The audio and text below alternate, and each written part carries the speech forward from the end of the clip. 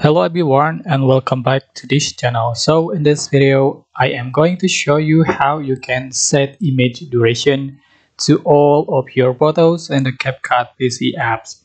So first open the Capcut PC apps, and before you add your photos that you want to edit, just go to menu to set the duration of your photos.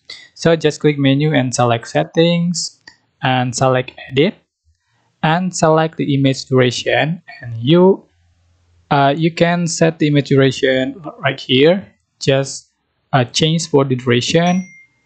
For example, I'm going to change to 5 seconds for one clip, and just click save, and just select your several photos and drag to um, timeline.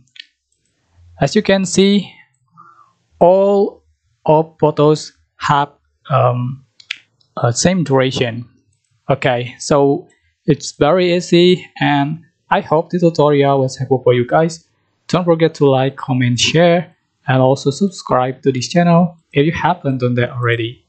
So thank you so much for watching, and see you in the next video.